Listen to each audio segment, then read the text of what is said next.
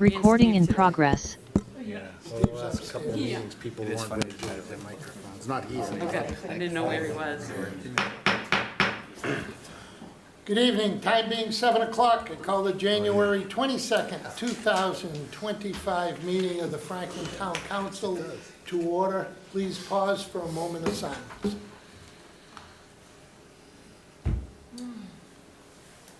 Please stand for the Pledge of Allegiance. I pledge allegiance to the flag of the United States of America and to the republic for which it stands, one nation, under God, indivisible, with liberty and justice for all.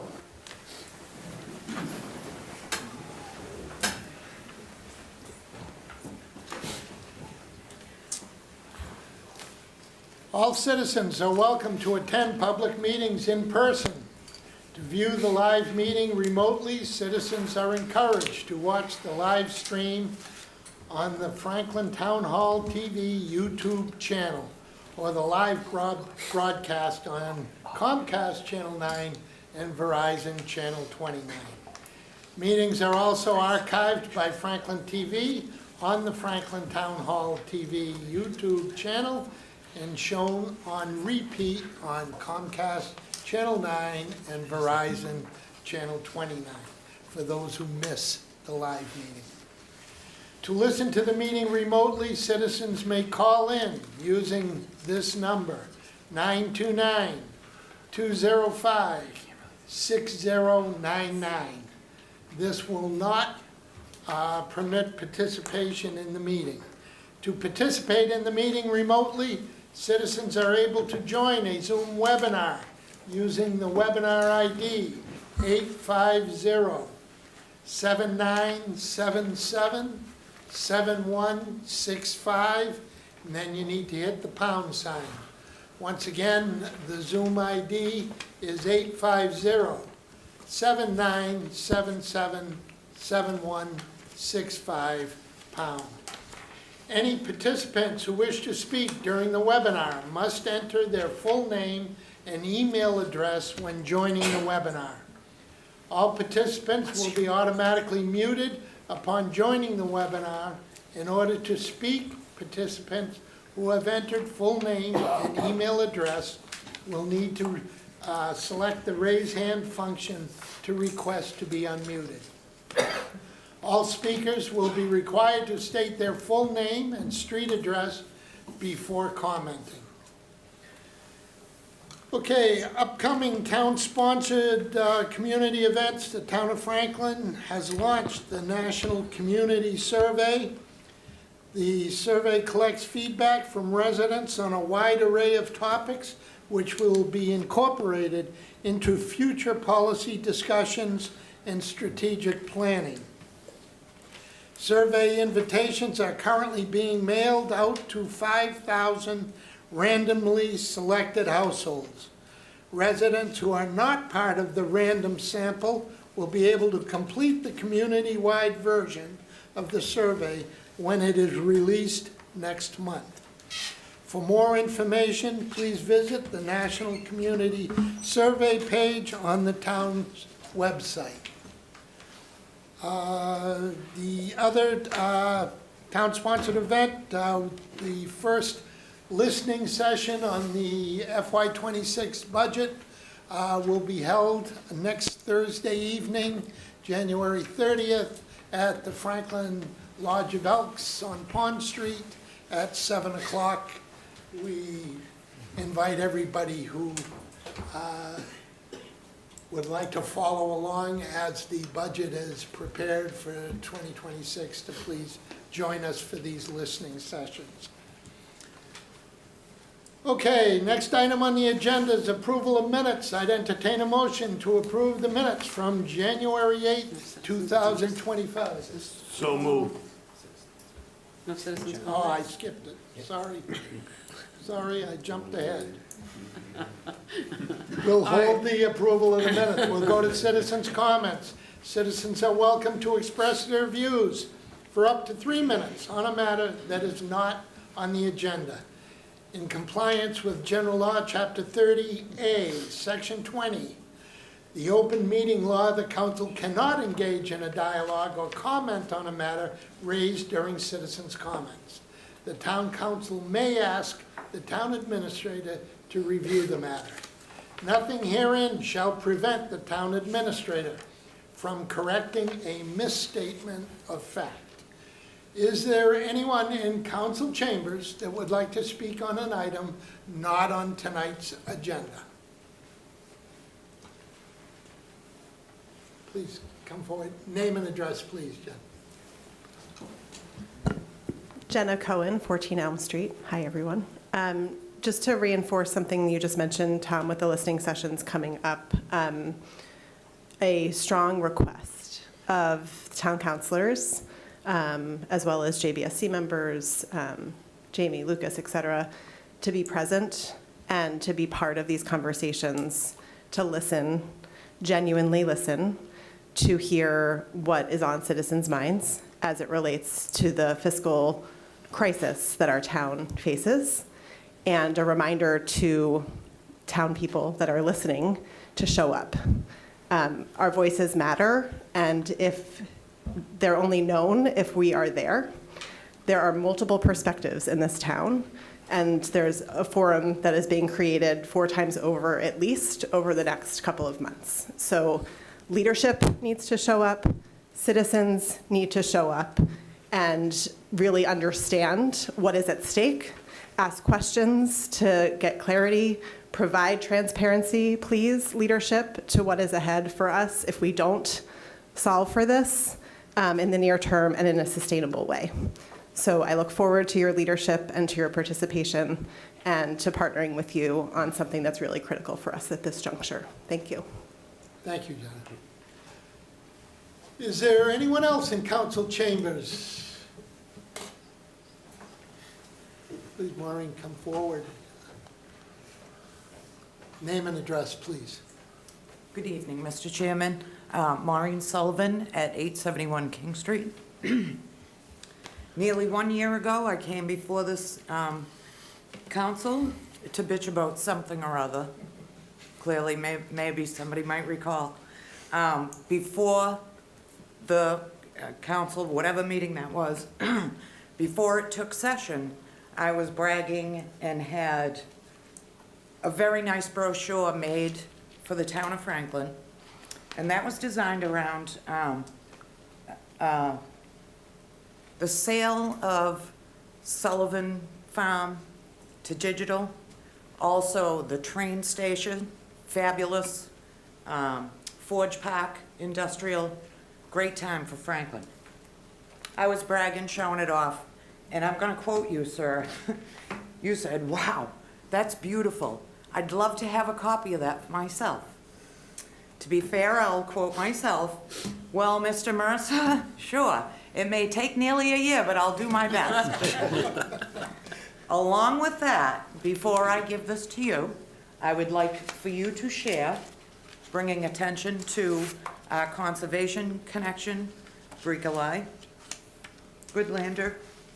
This is a letter dated November 23rd, 1957, and with a packet, it is the Norfolk Agricultural Conservation Program handbook with the original copy of the original letter, the envelope, with math on the back that Fred Coughlin did. It took 1 year to do this, to get this going. The letter was in 1956.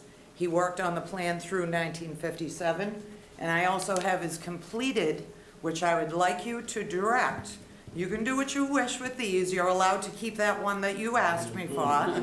But I would like if you could just leave these other things, maybe downstairs in the office at the planning board. That way maybe our building commissioner can take a peek at them. But this conservation plan, I would like you to bring to the attention to our planning board chair, Mr. Rondo. There was a young man in Franklin in 1957 that was going through his college, whatever that thesis is or whatever that big paper is you have to write at the end of your 4 years in college.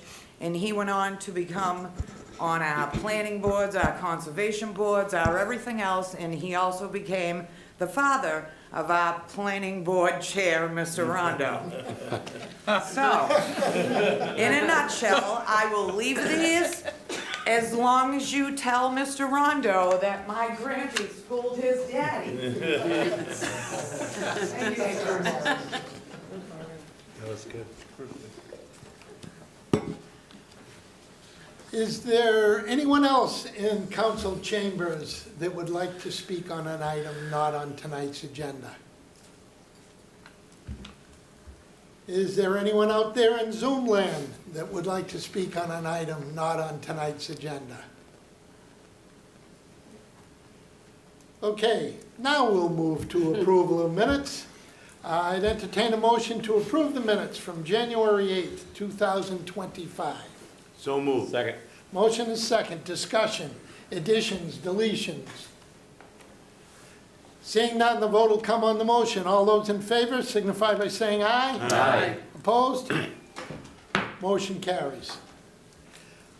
Proclamations and recognitions, we do not have any this evening. Appointments, we have one appointment to the Police Station Building Committee of Andrew Woodward. Clerk will read the appointment. Thank you, Mr. Chairman. This is an appointment to the Police Station Building Committee for Mr. Andrew Woodward of 69 Brandywine Road, Franklin, Mass. 02038. The town administrator has appointed Andrew Woodward to serve as a member of the Police Station Building Committee with a term to expire on June 30th, 2026. This is a motion to ratify the appointment by the town administrator of Andrew Woodward to serve as a member of the Police Station Building Committee. Second. Motion is second. Jamie? Yeah, through Mr. Chair. So we had one member who unfortunately, sadly, had to move from the town of Franklin for their other half's employment. We're sad to see David Pellegri go, but we're very happy that Andrew had already applied, and he has the requisite criteria to be on the committee, so we're excited to bring his name forward. He's right over here in the, there he is, Andrew. Yep. Andrew Woodward, Please come forward. former firefighter, for 8 years, call firefighter, 20 years as a fire protection engineer. I worked for engineering consulting company, and now I've been with a general contractor for the past year. So, I Thank don't you, know if there's any Andrew. questions. Any questions or comments from the council? Just a thank you.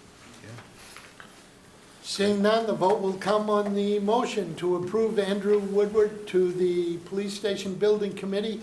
All those in favor signify by saying aye. Aye. Opposed? Motion carries. Andrew, welcome aboard. Thank you. Thanks, Andrew. Okay, next item on the agenda is public hearings. First public hearing is for new common victualler, Section 12, restaurant, all alcoholic beverages license and approval of Karen Goswami as the manager, Kaushik Restaurants doing business as Mirshi Indian Cuisine located at 14 East Central Street, Franklin. And I would declare that public hearing open, and as I declare it open, I would entertain a motion to continue the public hearing of the new common victualler, Section 12, restaurant all alcoholic beverages license and approval of Karen Goswami as the manager, Kaushik Restaurants Incorporated, doing business as Mirshi Indian Cuisine, to February 5th, 2024 at 7 p.m. 25. 25, sorry. So moved. Second. Motion and a second. Discussion on the motion? Seeing none, the vote will come on the motion. All those in favor signify by saying aye. Aye. Opposed? Motion carries. Okay, next public hearing is zoning bylaw amendment 24-919. A zoning bylaw to amend Chapter 185, Section 20 of the Code of the Town of Franklin, signs at C3, continued from January 8th, 2025. I would declare that public hearing open. And where it is a public hearing, I will... Mr. Chair, you may want the next one as well because they're related. Yeah, okay, let's Also, open zoning bylaw amendment 24-920, a zoning bylaw to amend chapter 185, section 20 of the Code of the Town of Franklin, signs at E2, continued from January 8th, 2025. I declare this public hearing open as well. And whereas these are public hearings, Jamie, you want to give a quick? Yeah, sure. Yeah, through Mr. Chairman. So really quickly, this is the first reading of the sign bylaw change. Just to remind everybody, this is only in the zoning districts of commercial 2, business and office that are generally around the, what I think of as exit 17 still, 43, I think, or whatever it is, around the interstate, 495 and 140. You know, this was also an issue that I know is being addressed in the upcoming master plan regarding signs, and there's a lot of people, I know all of you have heard of it through the years, about how do we try to make some tweaks, some baby steps forward on some changes to our sign bylaws. As we discussed at the referral to the planning board step, all of you were unanimous in your sentiments of trying to make this kind of tweak to try to take a baby step forward to see whether this was something that impacted the community. It's in an area where there's already a lot of light pollution. I think most people believe in that area around Village Mall and whatnot, with all the interstate lights, that light pollution already exists. But what this bylaw would do is take away the exemption in those districts only from the prohibition of having an LED sign. As part of the bylaw, both the building commissioner, the planning staff, Amy and Brian are all here to answer questions that folks may have. But I understand that the materials that were provided in the packet showed a unanimous lack of support from the planning board on this matter. And also there was a review in their letter from the design review committee, which also handles a lot of issues and presents recommendations to the planning board regarding around signs. And I just want to say emphatically on behalf of the staff, all of us, we firmly believe that this change is really, really good for the town of Franklin. It's also very good for some businesses that have come forward, some Franklin-based businesses that have come forward looking for these changes. And so I think tonight some of the staff may speak to that. So again, this is just a tweak to the commercial 2 business and office districts around the interstate at that section, and what this would do is take away the prohibition that we've had on LED signs outside of businesses. Thank you. Thank you, Jamie. Gus, anything to add? I'd like to take questions, I think, at this point, and then I'll add, Okay. and try to improvise them as we go along. Okay, since this is a public hearing, I will go to the public first. Is there anyone in council chambers that would like to speak on this issue, this public hearing? Or either one of the 2 that are open? Okay, seeing, Can I ask a question? Is please this come forward. I'm not sure. if I Just name and understand. address, please. I don't know, I'm Maureen Sullivan, 871 King Street. I don't know if I understand what the actual question you're asking, if the public has something to say about it. Is this to do with the area near BJ's where they want to put a lit up sign for that, the vodka? I think they should be able to, because there are other signs uptown that are kind of ugly and they're okay, and they say words and the words go across, and buy your tickets online at Black Box. And if you go by the Mexican restaurant that has now taken over where the old Union Cafe used to be, come down Washington Street on a rainy night and WD's or whatever that is, I don't know what that's called now, it keeps changing. That's open. Acapulco's is there, but across the street is, it used to be Tuckerman's. Okay, thank you. And then there's the new, with the V, the wine place. Can you tell I quit drinking? I don't know what anything's called.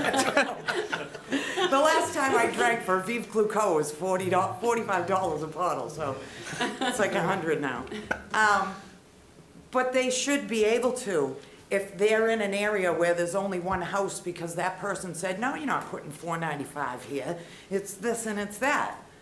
You asked for it, so you need to be able to have these people attract the people that are going to Rentham Outlet and down to Foxborough Stadium. Let's catch them, especially with this soccer thing coming, and everybody's coming to visit now down the Cape to see where they want to stay next year for the soccer. So let's take the money out of their pockets before their car goes all the way to the other side of town. It's only fair. You know, there are some signs that are ugly, but then that Mexican place, come down the street with all those new, and people walk, they find a parking spot, parking's tough, it's gonna get worse.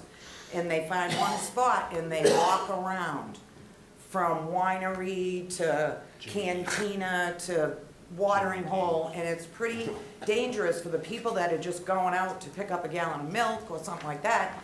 And you come down to the end of that street and there's a spotlight on the corner of that Mexican place. It's not on all the time, but when it's on, deer in headlights. And now they have 2 open signs. Whatever sign the people are putting at a classy vodka distillery are not gonna be oval, open, red, green, yellow. It's so tacky. They should have had to apply to get those signs. You can get them on Amazon too for $54. Pull the chain and they're off, pull the chain and they're on. They're terrible. I'd rather go by and say, tonight's wedding event, please help us congratulate, you know, your daughter and son or whatever, whoever's having a party. Fair is fair. Thank you, Maureen. Is there anyone else in council chambers that would like to speak on this issue? Is there anyone out there in Zoom land that would like to speak on this issue? Okay, I'll go to the council. Is there any councilor? Councilor Cormier Ledger. Thank you, Mr. Chairman. I think this would, I don't know if this would be to Gus or to Jamie, but can you give us a quick summary as to why the planning board voted against this? Because those details aren't in the packet. That was my question. Yeah.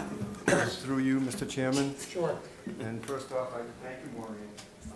Very nicely said about the signs, and I appreciate that. That's very helpful. Well, everyone in the community deserves a chance, and if there's someone that feels the same way, they should probably say it. So thank you. So the reason, get my glasses. The reason they did not recommend it is they feel there should be more collaboration between the Design Review Commission and the sign bylaw, in amending the sign bylaw. Basically, they wanted some more time to look at the bylaw. And I gotta tell you, I know we're gonna talk about the ADUs again tonight, right? That's on the agenda. This is just what my own personal experience with how we go through changing our bylaws in this town. I think we do a great job. We don't have to go to town meeting. Things happen quickly. I think sometimes when they happen quickly, people kind of pull back a little bit and they say, wait a minute, this is happening too fast and I want more time, I need more time. However, you've got a couple of business owners here in Pat and Beth that have a need for this bylaw. It's not gonna be a sign that is anything but probably the nicest sign in town, no offense to anybody in here, but I just know how they operate and how they run their business and how they put their blood, sweat, and tears into this business to make it successful.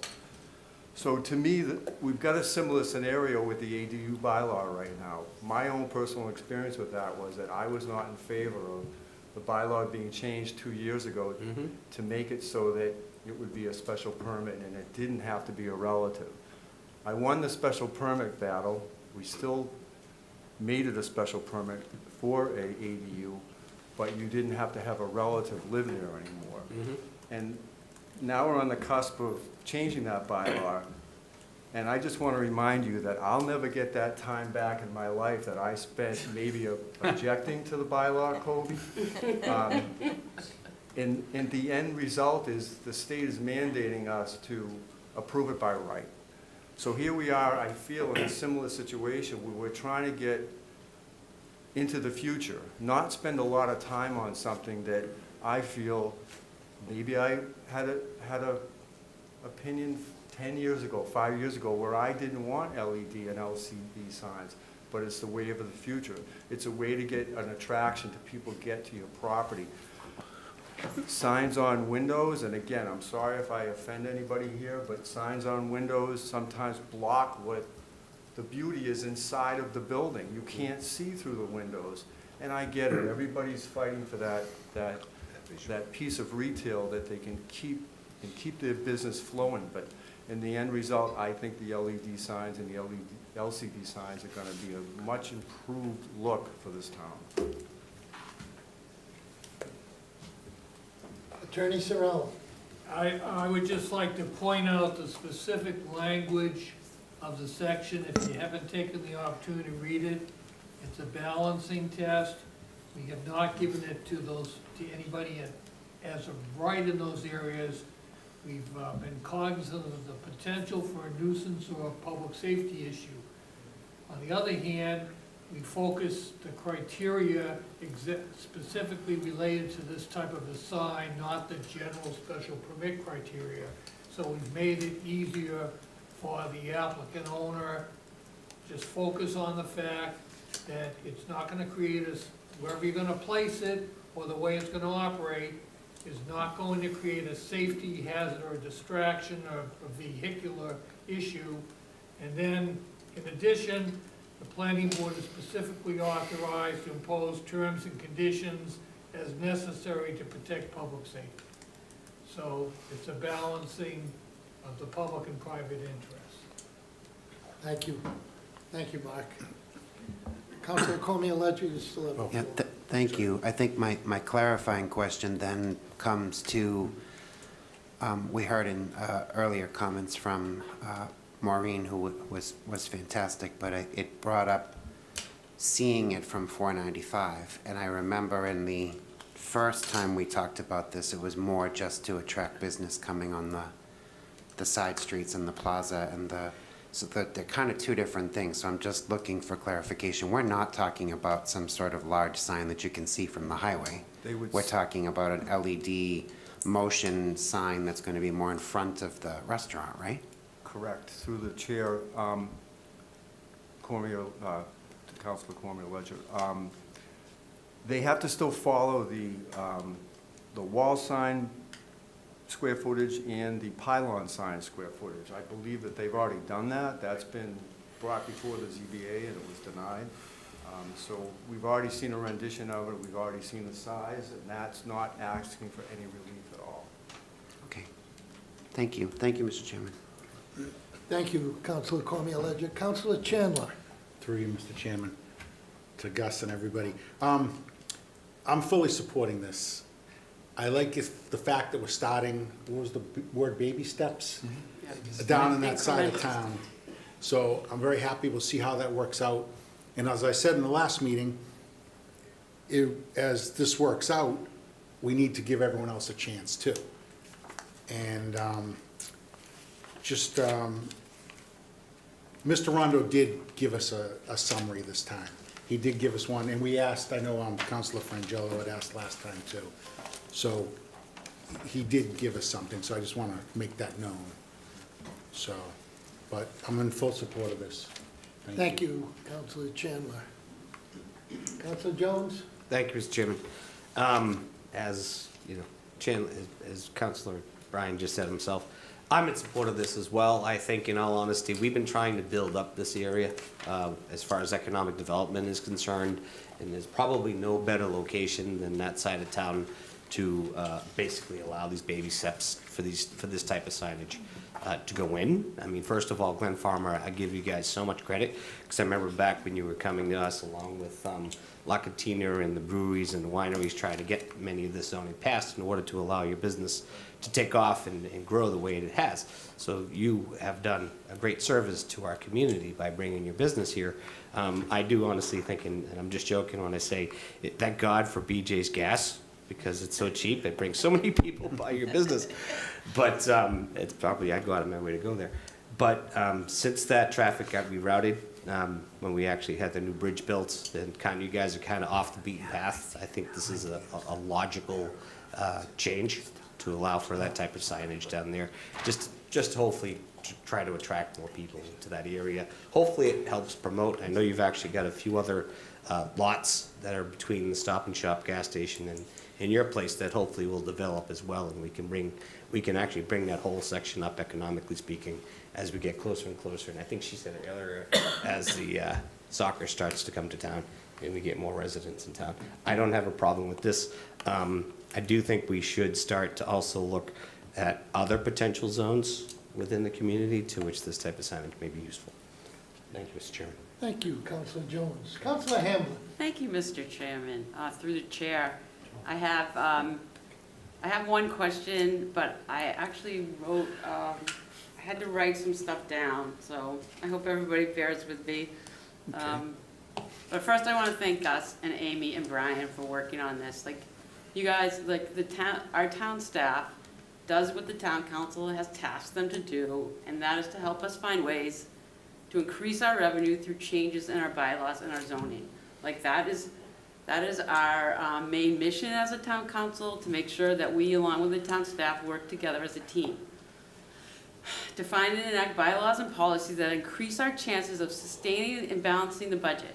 As everyone should be aware by now, we as a community are facing a very difficult task of balancing the budget without major cuts to services and staff.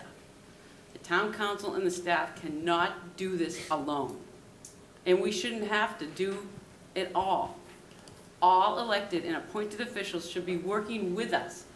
We need to help, they need to help us. Together, we need to be a team. We need to all be rowing in the same direction. And some of the recent past decisions that have been made from some of our boards and committees, they have been going in all different directions, and not everyone is working together to help. I believe that we all hold responsibility to work together, to come up with solutions, to join in, to pull on the same side of the tug-of-war rope. I hope everybody can see that, right? Like, the town council needs everyone's help. Right now, I feel like it's as if no one wants to be on the team with us to help us and the staff succeed. The no's with no explanation, the insults to staff and business owners, the dismissive language is not helpful. In fact, it hurts our chances of our community's success. It's time for all other boards and committees and the residents to try to do a better job.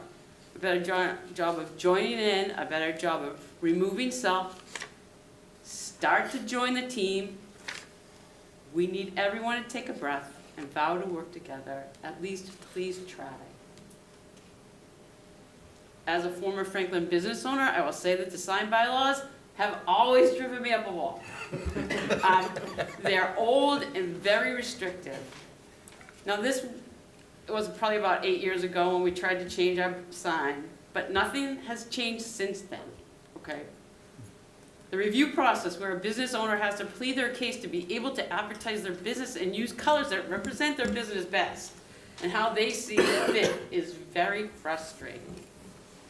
The size limits, the number of signs, the types of materials, the signs is very restrictive, leaving one with a feeling that the town does not even trust the owner to know the best way to market to their own customers, as well as feeling that the town doesn't really care if we're successful. Now, I know that isn't true, but that's how it feels, and what we are doing, this is what we are doing if we don't change some of this bylaw. It needs to be updated. I'm so happy that the staff brought this to us because this is what we need to do. These changes in front of us tonight that the staff researched, they did do a lot of work on this, that our professionals recommended, also allows for new materials and technologies to be used in an incremental way. Commercial too, office and business only, and by special permit. It is not a free-for-all. It's not by right everywhere. It is a well-thought-out upgrade to our sign bylaw that is desperately needed by our businesses to be successful. And if they are successful, then we are all moving in the right direction. So I apologize, but I had to write that because that's how we should all be feeling right now. I'm not going to force anybody to do that, but I do have a question for Gus, and that is about the process. Like, how do you envision the process of this happening? Like, are we talking about, like, I know the design review wants to be involved in it, and I get that, but like, how do you think this will work? Through the chair, great Sure. speech, by the way, Mel. Thank you. Well, content is one thing. I think some people might be concerned about what's actually put in the content, but that's the freedom of speech, I believe, according to what I've learned from Attorney Sorrell over the years. But the process will be that they'll come to me first, and I'll probably, well, not probably, but I will include Amy in that process as well, obviously. We'll look at it, and it's not up to us, because we're not voting members of the planning board, to tell them what they should or shouldn't do. There will be some guidance. I believe that because it's a brand-new bylaw, we'll bring them to tech review. I don't see that there's any harm in it, which is something we do on Wednesday afternoons at 3 o'clock, and that, we kind of kick the can down the road with all the department heads, and that's super helpful, because we might not think of something, the fire chief might think of something, the town engineer might think of something with safety or what have you, but as far as the process goes, I think it goes the same way it does for every special permit. And we've always been, I don't want to pat ourselves on the back, but we've always taken pride in the way we get it to the board and how we get it to the board, and Amy does a fantastic job with the planning board. Okay. Thank you, Gus. Thank you, Mr. Chairman. Thank you, Councilor Hamblin. Councilor DeLarco. Thank you, Mr. Chairman. Through you,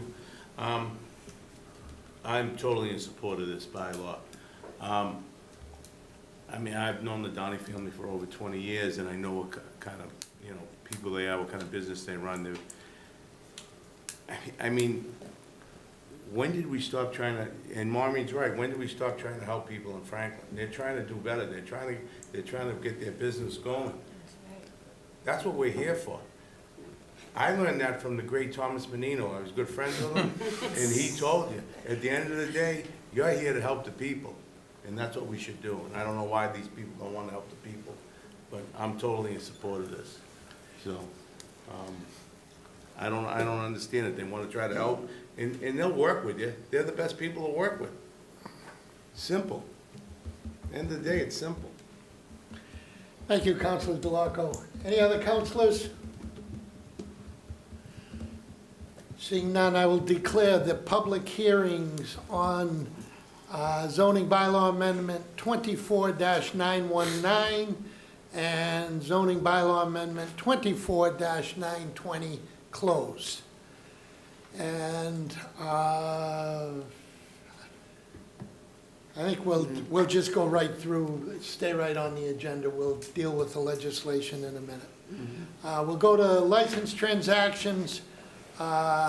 We have one, which is the New Common Victular Section 12 restaurant, all alcoholic beverage license and approval of Karen Goswami as the manager. Kaushik Restaurants Incorporated do business as Mirchi Indian Cuisine, located at 14 East Central Street, Franklin, Mass.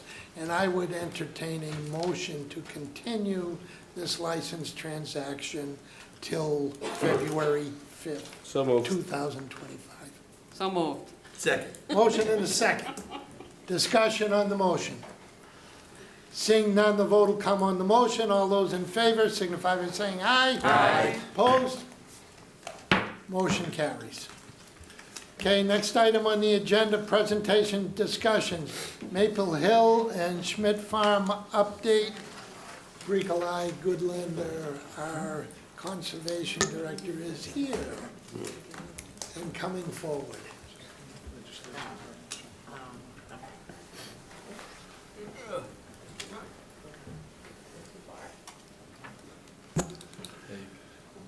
Might want to stick around, Gus. Just sit down, I think Bricolai is saying, Gus, don't leave me. Don't leave. We'll find out why. Okay. Hi, Bricolai Goodlander, Conservation Director. This week I'm living off of Uncas Brook. You can discuss amongst yourselves after where. So I'm here tonight to just present or give a pulse check, so to speak, for the Maple Hill and Schmidt's Farm planning that we've been doing over the past couple of years, past, present, future, and then I do have proposed concepts and phasing for you. So where in the world, in case we don't know where these are yet, Maple Hill is between Lincoln and Maple Street on the north of 140. Schmidt's Farm is to the south at 215 Prospect Street. So where have we come from since the acquisition of both properties? We've had the draft open space and recreation plan. We've had the draft master plan. We've had one public planning session, and then we've had copious amounts of internal meetings and public comment review through all of those processes. So this is an accumulation of well over 3 years of planning. Okay. So the present and future, I'll be presenting draft concept designs, nothing immediate, right? Probable construction costs. These are subject to change based on market availability, permitting requirements, if work is done in-house versus third-party versus a conservation restriction holder, reuse of materials, and updated plan sets, things like that. Probable timelines. And then I would like to note, because both of these properties were purchased with CPA funds, there needs to be a conservation restriction and a third-party manager. And then there's also potential leasing options when it comes to Schmidt's Farm.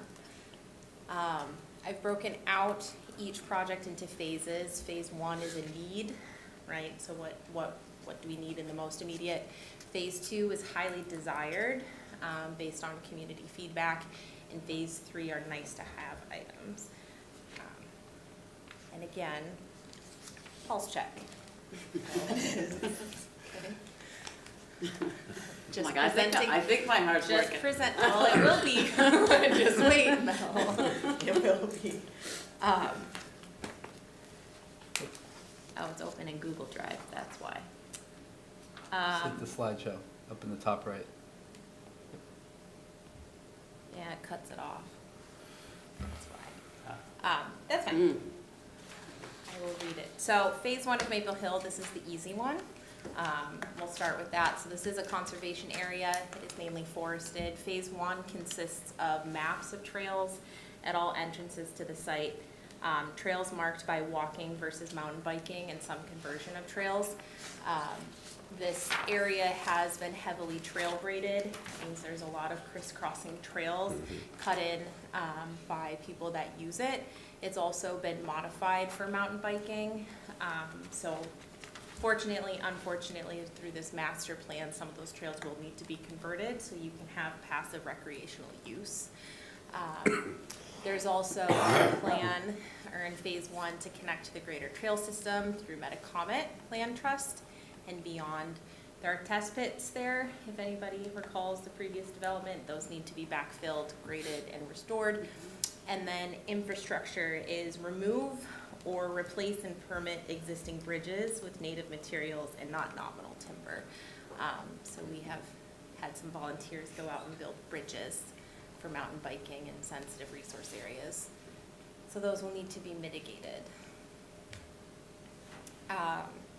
So phase 1 cost for Maple Hill is a mere $109,000, $360. Again, subject to change, right? This is what it is in 2025 as it sits now. And can clearly also change based on in-house versus third party. So phase 2 is focused on our open areas and ecological growth, so promoting wildflower understory growth in some of the cleared areas, creating brush piles and wildlife habitat, encouraging forest regeneration, although between you and I, the forest is doing just fine. And maintaining cleared edges to promote a healthy forest edge and raptor hunting. And then additionally in phase 2 is the design and install of an ADA trail. And then parking areas, choice words, off Bridle Path, Deerview Way, and Hancock Road with associated roadway signs for no parking on the road. You have to go within the parking area. That cost is $198,420 with the total phase 1 and phase 2 costs of $307,780. I'm glad most of you are looking at your handouts too. I'm glad you got those. And then phase 3 is the lightest lift, and that's wayfinding maps and then a tag system of difficulties for walking trails between what is family friendly, so that is hopefully where there aren't mountain bikers, and then moderate to difficult for mountain biking. And that is $59,660. So ideally, I put this as a 5-year project. It could probably be done within 3 to 5 years, depending how quick the town wanted to move. And then the total cost is $367,440.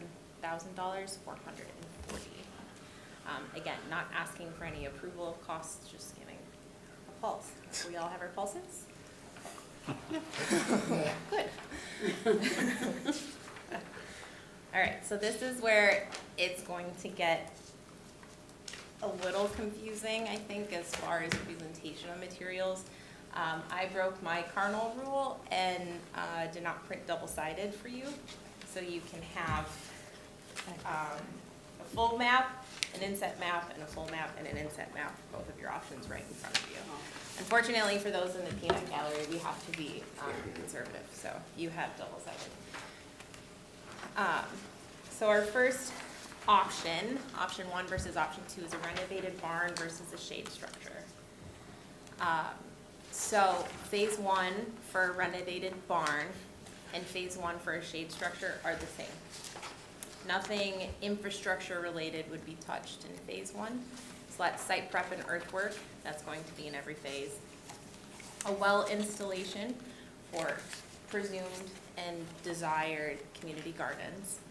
An ADA trail with field 1 and 2 passive recreation trails. I don't know if anybody else calls them differently, but I've named them field 1, 2, and 3, reading left to right with north up. Additionally, with the neighborhood access, there will be appropriate street signage, no parking in cul-de-sacs, no parking on side streets, right? You have to go, well, can't park in front of people's houses. Screening plants, a modified parking lot, so at least people will have some sort of parking area, and then other miscellaneous site improvements. I've compared the costs of both options. They will be consistent throughout the slides, with the left version being the barn option and the right table being the shade structure. Cost is the same at $416,000, or $416,200. Okay. Moving on to phase 2 for the renovated barn, site prep and earthwork. We have a final parking lot. If you look, I can't zoom in, but you'll actually see there's a bus turnaround. So there's 2 sides of parking, and then you see a little terminus at the south side, so a bus can come in. We have a green stormwater infrastructure because it wouldn't be Franklin without stormwater. Boardwalks and a bridge, specifically to cross the perennial stream that transects the entire property. Expanded passive recreation trail network to field 3, so again, that's the rightmost field. A renovated barn, repaired or renovated, replaced barn, including a barn paver plaza. Interpretive signage, planters, sheds, and the community garden, and then additional screening plants and other miscellaneous site improvements. The shade structure, the exact same for phase or for proposed work, except in lieu of the barn, you have a sunshade pavilion and potentially compostable restrooms. The difference is the location of where the shade structure is and the fact that you can actually see through the shade structure and it improves the significance well versus the barn. It's also cheaper. Okay, so this is broken down into 2 slides. And bear with me because I was doing a lot of 11 p.m. math last night. So the early estimate for the barn renovation conservatively was placed at $2.5 million. That is subject to change. So you'll see that I've circled renovated barn, escalation and contingency costs in red. I have modified that math and have brought down the renovated barn. Okay, the formatting is off, I apologize, to $1,078,500. However, this at high-end cost does not include roof trusses, any roof replacement. It doesn't include a loft or the second floor. You'd have to completely remove it, and that is for a full superstructure replacement. It also doesn't include the quality of building finish is desired, or any reuse of materials. So again, conservatively, I'm taking that number, I recalculated the $1,078,500, replaced that to 2.5 million, and then recalculated the 9% escalation and 20% contingency.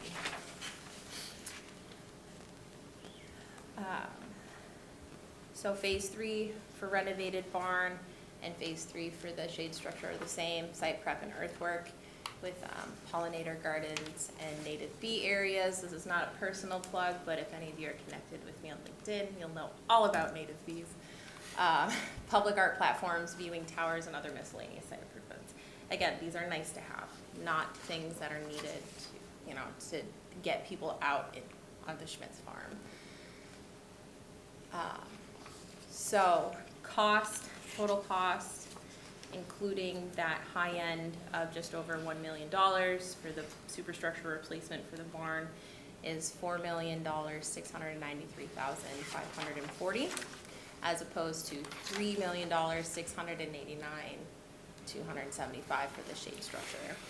On the low end for the barn repair, as opposed to a replacement, it's $3,810,445. I doubt we'll get that low end. I fully anticipate having it be $1 million, well, more than $1 million, considering the roof trusses. Right. And then this is a 10 to 20 year project, so much longer projection. And with that, review and discussion. Jamie? Yeah, great job, Bricolai. Thank you. And thank you to Brian, Bricolai, Gus, the whole staff for working with Beta. Beta Engineering has been helping us on all these designs. The report that was in there on the barn, we were able to include in the packet. I just want to emphasize for everybody, these are estimates. What we're looking for tonight from the council is just as like a similar to the public input sessions, is just anybody's feedback on both of these, right? There's no decisions tonight. There's no votes. There's still a lot of legal things that we have to go through in terms of the CPA statute of hiring a third-party Metacomet land trust or another land trust to help manage these. That's a requirement under the law. There's still a lot of other little things, but Beta moved at a pace a little bit faster than we thought and got everything scheduled, so we're a little earlier than we thought. So we thought we'd give everybody an update, show you where the numbers are. I think as Bricolai said quickly, Maple Hill's pretty straightforward. I think we knew that when we bought it. A lot of the trails are already built. It's really about some access points and some basic infrastructure. That'll probably be on a CPA plan within the next year, and we can get working on that. The bigger challenge ultimately is going to be around the renovation of the barn. As you can see, and just to be clear, we do not have CPA funds that can pay for this renovation of this barn. And only other comment I want to make is on the maps that are in front of you about the either restore the barn or not. I just want to highlight the space where the barn is located is a very critical decision. If the barn is going to stay and the town is going to pour in millions of dollars to renovate that, which personally I do not believe is worth it, then that changes where the ADA accessibility paths go and where the parking goes. If you look at the shade structure, which is a great idea, right? Thank you, Bricolai. Having the barn removed actually gives a lot better access to vast majority of more people. And there's no water or sewer up there either. So you can't put in any bathrooms. Just for people that think this is going to be a wedding site, it is not going to be a wedding site. And so nobody's more frustrated with the cost renovation of the barn than Gus and I. We had high hopes, but it is a lot of money And if any of you go and do a tour up there, for any of you who've been on that property before, it wasn't necessarily open to the public. You can go inside and you can see the holes in the roof right there. So I will say one last tidbit. If the community decides that the barn is going to come down, Beta Engineering has talked to Gus and our staff about how we can actually reuse the wood from the barn in a very creative manner up on the shade structure and in some of the ancillary infrastructure. We don't want to go too deep into that rabbit hole right now, but I just wanted to point out that the wood would not necessarily go to waste, and we would reuse it in some creative way. So thanks for everybody's attention tonight, and looking forward to anyone's feedback. Thanks. Thank you, Mr. Chairman. Thank you, Jamie. Questions from the council? Councilor Frangillo. Okay, thank you. This is great. The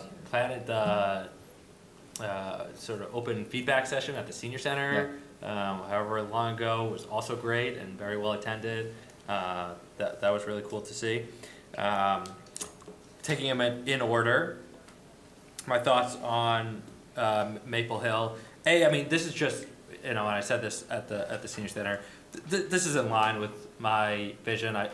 I would guess that I've spent many dozens of more hours in these lands than anyone else here. I love them. It's sad that how much was taken down during the construction, but I do believe in our forest's ability to grow back. So a lot of it is just growing back and just sort of solidifying trails, naming them, marking them, putting wayfinding signs. But it's a nice forest. It's cool that there are these trails that connect all these different neighborhoods. That's the beauty of it, and I'm excited to get moving on it. I'd call out just a few things. One is, you see these little, just while we name it, these little like connections to all the neighborhoods. Just a shout out to Joel DeRico, who was a developer of a lot of those neighborhoods, who intentionally left access to that trail network, and I think we're all grateful for that. When we talk about mapping, one of the beauties, and it's called out a few times here, one of the beauties is that this is connected to other key properties. I think Metacomet is willing to work with us to a point where we can, I would like to see them mapped in their entirety as one large trail network, as opposed to them continuing to think of themselves as separate but connected trail networks. It just makes it easier for people to understand and improves the usability and really improves just the connectivity of even more neighborhoods, and it can be done all through the woods. And related to that, and I've brought this up a few times, you can go directly from this land to Metacomet land back to Franklin land to take us to the schools, which have, to Keller Sullivan School, which has just opens up a ton of possibilities for people accessing school as it's already being used, as well as opens up more permanent parking, because we're not really able to add parking. So if we were ever going to have parking, to me it would be at the schools. So I just want to make sure that we're thinking cohesively about how we improve, include the connectivity to the schools, and that might mean not only connecting it on the south side of Bridle Path, but actually connecting the official walking paths. Okay, maybe the green is the walking paths to the north side of Bridle Path. That little sliver there is, the little sliver there is Metacomet land that connects to the Franklin school land. So that'd be the only piece that I'd call out there, just like general connectivity. But otherwise, fantastic. If we create an ADA space, great. But right now, let's just, keep filling it in and marking it. And then my only thoughts on the Schmitz Farm, again, exactly what I had in mind. I mean, just not overdoing it, keeping it as is. It's a different offering. We have, the Woods offering, we have the Del Cart offering, and this is more of a, explore at old farms, go into the wetlands, go into the forest. I think it's going to be a really great property to explore. I'm excited about the extras if we can get the funds for it, but I like that we're starting in phases and just adding trails first. My question that I had, it sounded like we wouldn't even let people go in the barn, we wouldn't trust its stability just as a Correct. structure. Right. No, yeah, that's correct. Yeah. In that case, I don't think, I don't know, I would need to be convinced that it's worth putting extra money into. It's a nice to have. It would be great if we could keep that historical aspect. I don't think it's gonna radically transform the feel of the space. I think that there are other ways to highlight it. I like the idea of the shade structure that's gonna use some of the wood. I know we're not making any final decisions now, but if you're getting my sense, I really like the barn, but if we're gonna, at this point, essentially be building a new barn, kind of loses that whole value, and it sounds like that's essentially what we're gonna have to do. It's not, some extra special place, and yeah. So if we're gonna create a structure, let's create a structure that's useful. That doesn't cost us a lot of money, and that's my general feeling on that. Otherwise, I think I support everything as is. Thank you, Kobe. Councilor Sheridan. Yeah, great, that was great, thank you. And as far as the school idea, I was going for a hike at the old hospital in Sharon over the weekend, and they actually have a sign saying Sharon High School, this direction on the trail. Just curious, what are the test pits? So that was for the previous subdivision that Okay. was trying to go through. And just for the record, I've walked that site with our service forester, and the way that it was cut actually released the understory, so I know I'm gonna eat crow here, but it released all the seed bank that was underneath. So you actually have a really, really healthy pine and blueberry stand underneath. Really? So I That's know good. it's hard. I used to not see Palette, tons of but- houses, and now I see tons of houses, but Oh, distance, yeah. But it's actually kind of healthy for the forest to cut it once in a while, yeah. We have altered land so much, Yeah. and Massachusetts itself has been altered so much that natural regeneration is hard to come by. Yeah. So sometimes it's kind of like we removed the wolves, so now we have too many deer. Different activism conversation for a different day, but same scenario. Same outcome. Yes, same outcome. Just like, We have coyotes up in there. well, and now you have too many coyotes too. Yeah. We'll talk about trophy casting. You wanna bring the wolves back? You wanna bring the wolves back? So what, the third party, what options are there for a third party? I'll kick that back to you. I think by statute, Mark can clarify this, but I'm pretty sure it's just a third-party land trust. And they are charged with at least working out a agreement with the community to try to come up with some management plan. So like those trustees people? Yeah, it could be Or the trustees of reservations, it could be Mass Audubon, Yeah. it could be, those larger organizations probably have a higher threshold than this, but usually it's a local land trust. Just a cheap plug, Franklin doesn't really have, we have Metacomet, but they're regional. We don't really have a Franklin-based land trust, which still stuns me. But if you were in a Lincoln or Bolton or Harvard, they'll all have local land trusts, and usually there's a local group that usually has a third-party management of it. Mark, something to add to that? So there's two components. There's first the statutory requirement that there be a conservation restriction on the property, which allows recreational uses, agricultural uses, but generally preserves the property. The flip side is you can also have some sort of leasing arrangement to develop or make the property productive. For instance, Medway acquired a small farm and they set up a community farm, and the town leases it to them for $1 and has also spent some money making improvements, including an open pavilion, which is going to be going in the near future.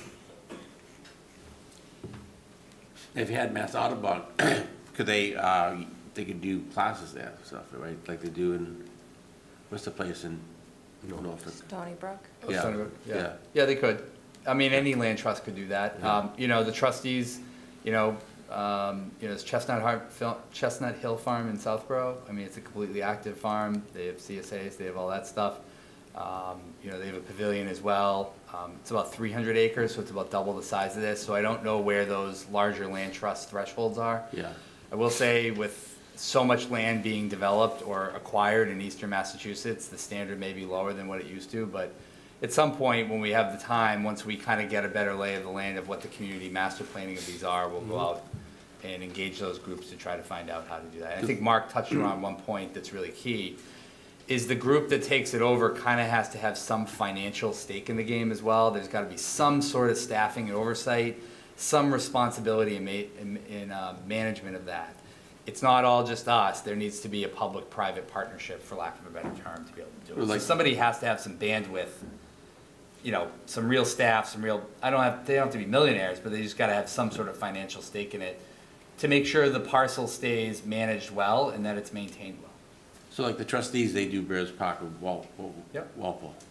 And they have like shows and entertainment. They have entertainment. Yeah. This site's going to be a little limited on terms of the scope and size of it because of parking. Yeah. I think that's another argument as to why the barn should be removed. Yeah. Because that really does open up that area for a little more parking.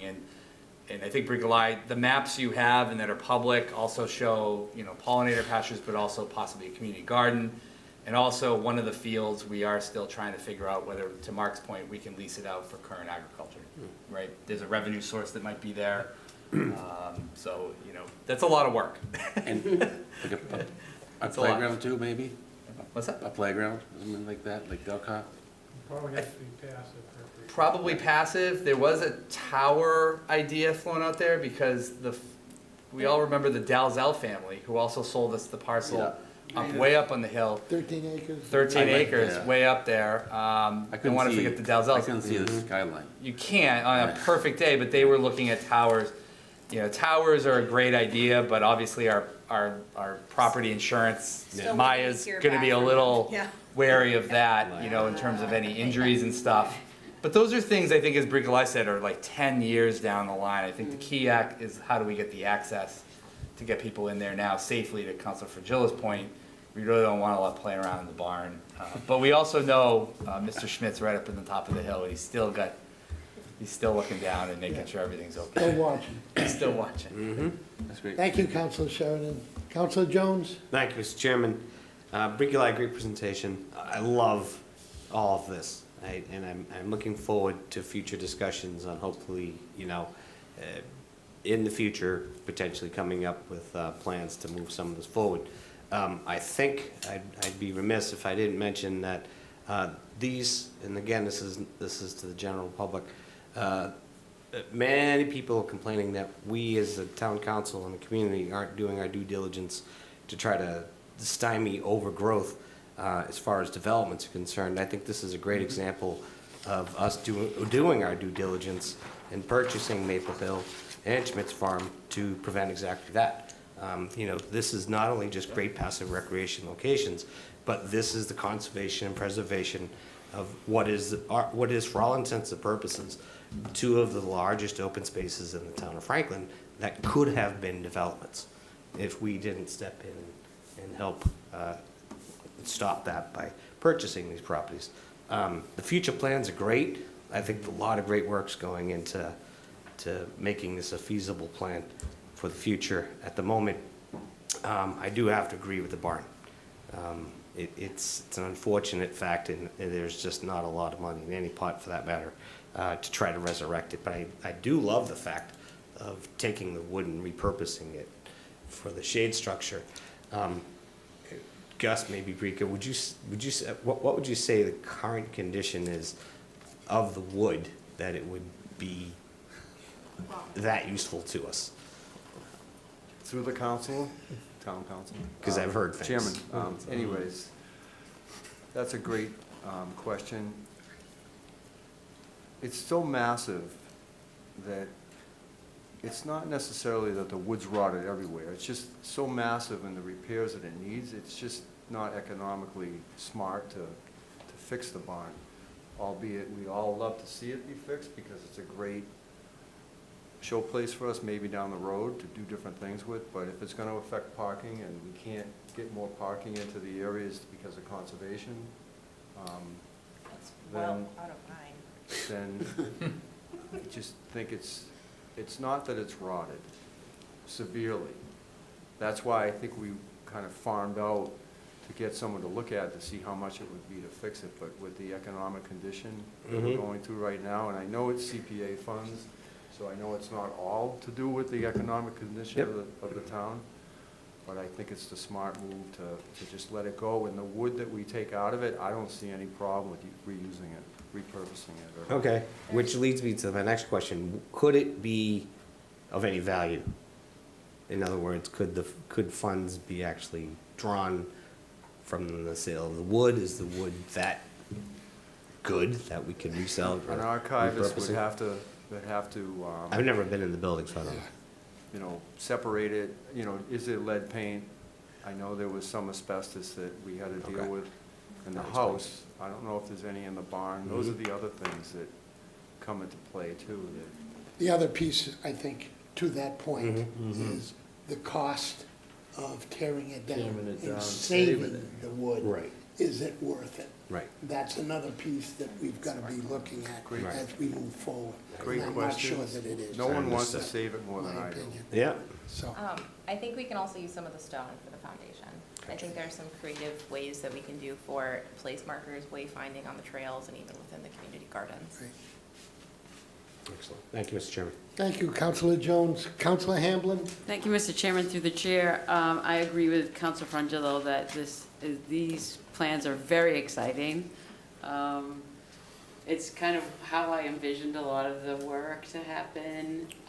I agree about the barn. I think I was probably the one that wanted to keep it the most, to actually highlight farm history in Franklin. But I get it. Like, if it's not worth it, it's not worth it. It's okay. I love the shade structure, the idea here. I do, we, through the chair to maybe Mark or Jamie, is there a time limit when we have to find a third party to help us? Mark? Hypothetically, it's supposed to be done fairly promptly after you acquire the property. As a practical matter, communities that have community preservation and are exercising it have largely ignored the requirement. The state has not, the state gave authority to Department of Revenue, no, one of the state agencies has authority to make regulations, but has not done so. So periodically, they kind of saber rattle about consequences if you don't put these restrictions in place. There's a whole backstory to why that requirement is in there, which I won't go into now, but suffice it to say that when you acquire property for open space as we did, it's already protected by Article 97 of the state constitution. And I've had some extensive conversations myself with people involved that this is overkill. You don't really need it. The state constitution is providing the protection. But what it is a funding source for the various land trusts. And unfortunately, they impose some fairly high fees varying for the management of the property. And the trustees of reservations as well. As a matter of fact, they're probably one of the, it's not a property that really is priority to them. They're going to want a substantial either endowment or annual payments or what have you. Okay. And that's just a real ongoing problem with the shortcoming of the Community Preservation Act. Thank you. Thank you, Mr. Attorney Sorrell. I actually spoke with the forester who forested Maple Hill Farm too, and he actually planned the cut to help as the streets, but also to keep in mind that if somebody actually saved it, what would be the best way to forest it that would allow new growth in 50 years? And so that's how he did it. He kept that in mind because he was so depressed to do it for development that he wanted to make sure, his mentor said, just do it like you would for anything normal and for redevelopment of the forest. And so that's what he did. And I think it's obvious now from what Brika Elias said that it works. And I think he would love to go and see it.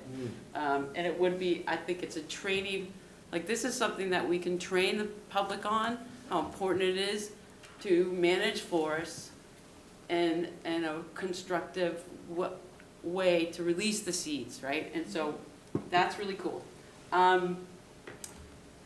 I have a question about, like, for me, I love the ADAs area.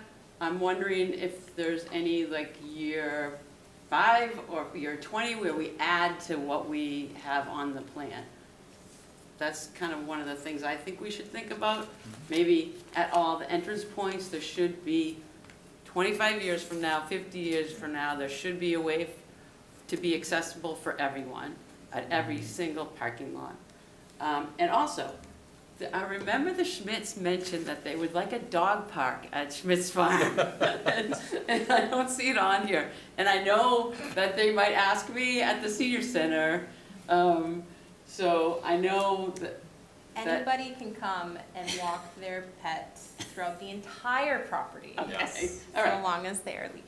Excellent. And I just have to say that the art platforms are very, to me, it's really exciting, like art in the park, right? It's like out on the field, and it just brings everything together, a community space, and it's very exciting for me, as you guys can all tell. And with that, I would thank you, Mr. Chairman. Thank you, Councilor Hamblin. Councilor DeLarco. Thank you, Mr. Chairman. Great presentation, this is great, great. It's great for the kids coming up, I think, coming up, and, you know, they're gonna have some nice open space, they're not gonna be, you know, they can get into the forest and stuff and really get into it. Couple things, as far as the barn goes, send Franklin Fire up there, 15 minutes, it's gone, you know. And just let them practice, get Forest it out of here. regeneration. Huh? Right. Forest regeneration. That's right. Seed Don't worry release. Too soon, I'm sorry, Bob. You know, that's all I'm saying. To save the wood, how much is that gonna cost us? There's plenty of wood out there. You use new wood. It's gonna last forever. Send Franklin Fire up there, take care of it. Thank you, Councilor DeLarco. You're on fire tonight. Councilor Cormier Legends. Boy, it's tough to follow that, Mr. Chairman. Only with a fire hose. Thank you for the presentation and the drawings and all the thought and the meetings. I think when we started talking about the use for these properties, this is exactly what a lot of people wanted. You know, how can we make these beautiful parcels useful to as many people in town as possible, right? So I think it's all really exciting. I think for Maple Hill, for myself, I would just want to see bike paths and walking paths be somewhat separate and designated so that bikes and people walking were not on the same path. When I'm out on a lot of other nature paths, sometimes they're the same, and that can be really difficult for people walking, and the bikes aren't always cognizant of folks with a dog on a leash or someone having a difficult time walking. So having them be separate, and having a son who likes to bike and jump and do difficult things with bikes that he shouldn't be doing, I wouldn't want that near, you know, somebody trying to walk the path. So just having them separate would be great. I would 100% be in favor of some sort of public-private partnership for not just the maintenance, but investment in these properties, because they are going to be huge for signage, for classes, for all of these things. So whatever can be discussed there. Keeping in mind that they are still our properties, though. Right? The town owns them, and they're treasures. Using CPA funding, I would be in favor of. I know we're just looking for sort of feedback. I would not be in favor at this point of trying to touch our operating funds, given our other fiscal challenges right now as a town. I think that would be not looked on favorably by our citizens, given some of our other challenges. And I think the Schmitz Farm parcel, I don't see a value in keeping the barn. It would have been great, but given the choice of tear it down versus keeping it and those cost figures, I think you tear it down. If there are materials that can be saved, great. A shady structure, much like the pavilion in back of the senior center, you know, where maybe Tri-County graduates or students could come and help put that up as a project. Maybe there's some other nonprofits that could come help us with that. That'd be fantastic. I would want to comment, though, don't throw out the idea of Schmitz Farm being a wedding destination. More and more and more people are looking for outdoor spaces that are inexpensive. So if there was a shady pavilion, and if they want to bring porta potties in, and there's a license practice to that, that's on them. But a lot of people can't afford the $100,000 wedding venue anymore, right? So they're looking for places where they can maybe have 50 guests or 100 guests and enjoy that beautiful space. And if the town could have a rental in the process, I think that's great. And to piggyback on some of the other comments, absolutely in favor of art space and anything that we can do to encourage families to use the property. Certainly ADA compliance being huge, but thank you for this. I know you're just eliciting feedback at this point, but it's very, very exciting. Thank you, Mr. Chairman. Councilor Comia-Ledger. Mark, did you have a quick comment? Yeah, just to dovetail on a couple of the comments over here.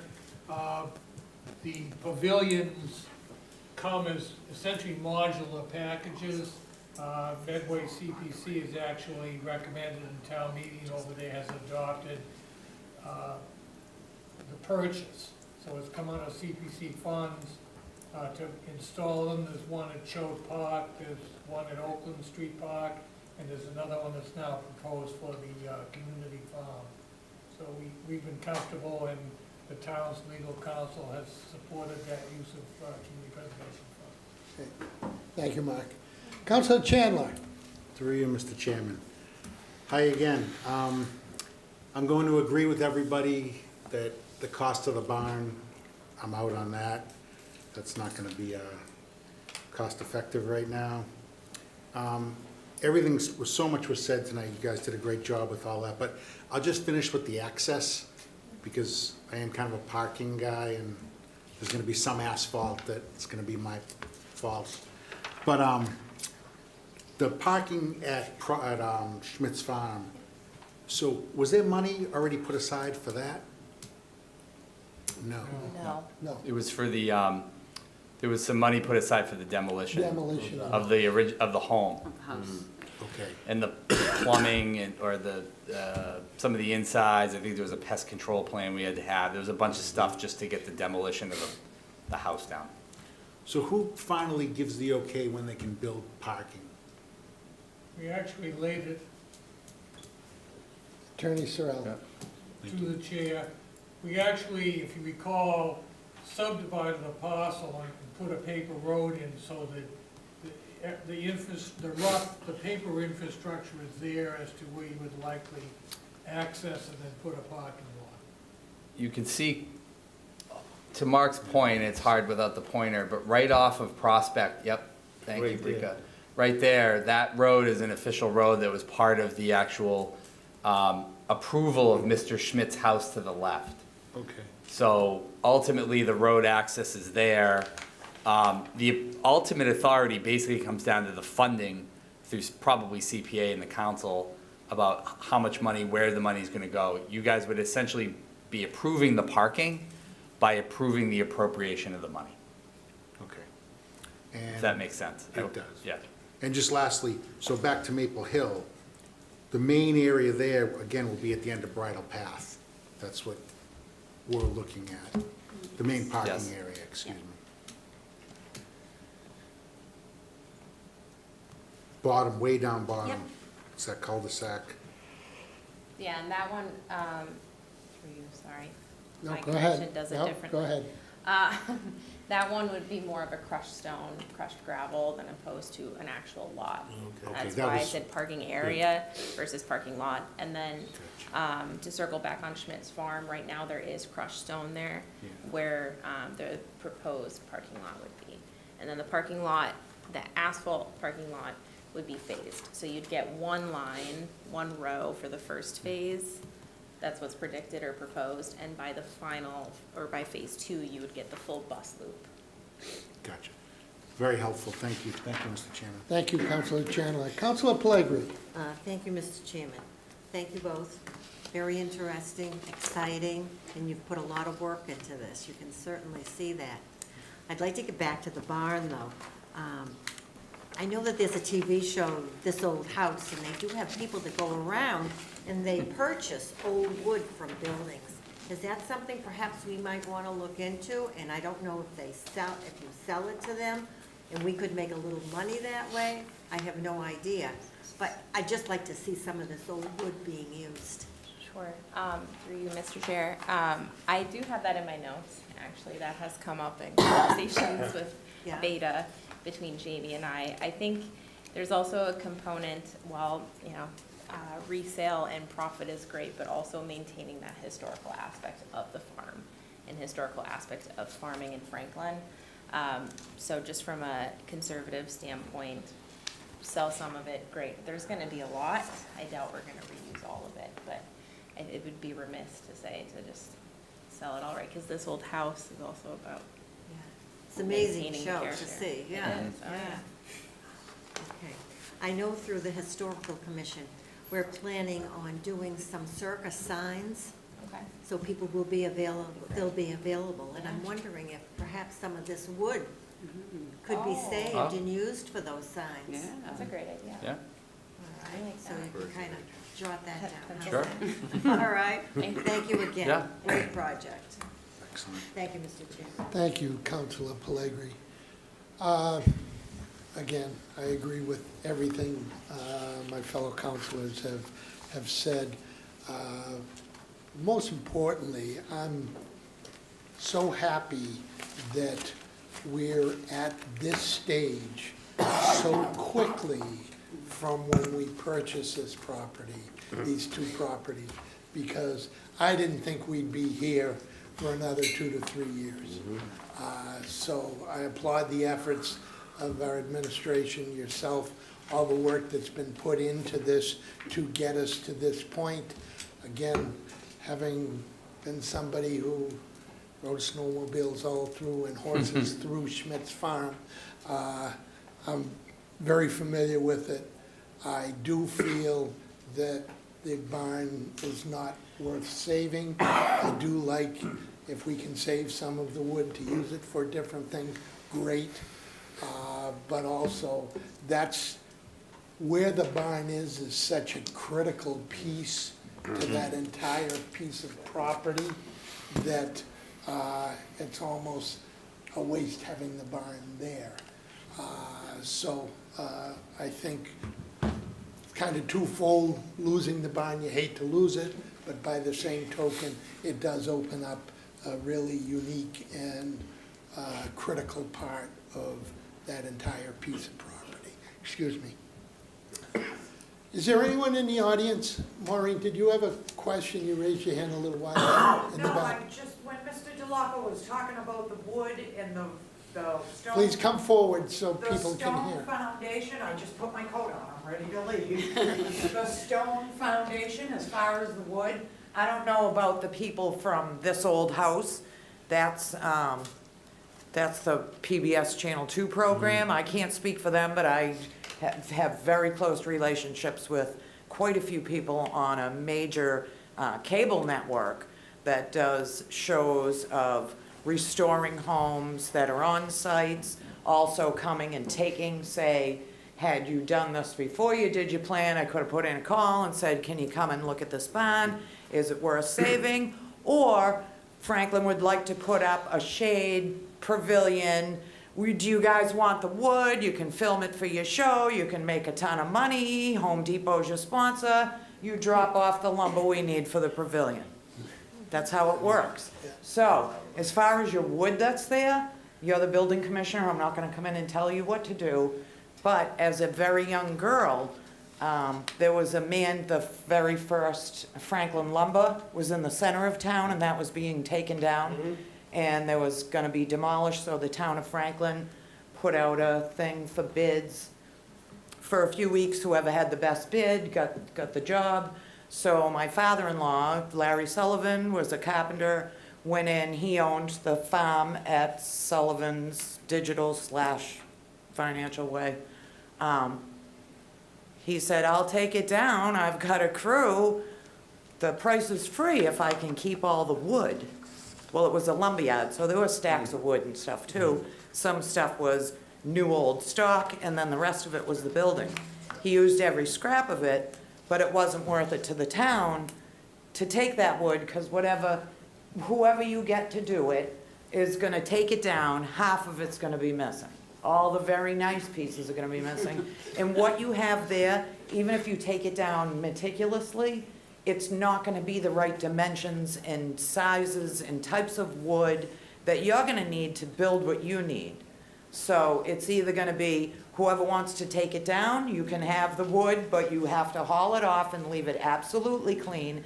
And I can tell you right now, if it's a foundation that was done before 1900, the rocks are probably worth more. The shapes of them for stones, because they used to chisel them to fit them in before we came up with cement and forms to pour foundations. So they really did do their stones accurately. You can go in my basement and it's a smooth wall, but it's all big, huge rocks. And there was a cider mill on my property. The building was taken down, but the steps to go in it were just rocks, but they were all chiseled. And to look at it at a view, you would think they were poured steps. They were very meticulous back then. So to look at your rocks, you'd probably spend more of your time paying attention to your rocks than the wood. I would say that. I've already looked at pictures of it, and I didn't even contact my people to say, hey, what can I get out of this if you take their wood? So, and I don't think it's worth it. You know, it'd be worth it if you wanted, say, the beams, and somebody here was making an addition in their kitchen and they wanted a farmer's beam, you cut the rotted or whatever off. But as it is, I don't think it's really worth it. Thank you. You shouldn't have mentioned fire. Okay, She's right. seeing no further questions, Wrigley, thank you very much. And the whole administrative team that worked on this, thank you to get us to this point. We look forward to more good things happening with these two parcels. Thank you. Okay, moving on. Next item on the agenda is legislation for action, zoning bylaw amendment 24-919, a zoning bylaw to amend Chapter 185, Section 20 of the Code of the Town of Franklin, signs at C3. First reading continued from January 8th, 2025. Clerk will read the bylaw amendment. Thank you, Mr. Chairman. This is zoning bylaw amendment 24-919. Changes to section 185-20 signs zoning bylaw to amend chapter 185, section 20 of the Code of Town of Franklin. Be it enacted by the Franklin Town Council that chapter 185 of the Code of Town of Franklin is hereby amended at sections 185-20 C3 illumination by adding the following text. This is under section 185-20 C3C. LED and liquid crystal display message boards are allowed in the commercial 2 business and office zoning districts with a special permit from the planning board upon findings that no traffic safety hazard will be created either by the location of the structure or its operation, and that there will be no light spillage onto public roadway or any abutting property.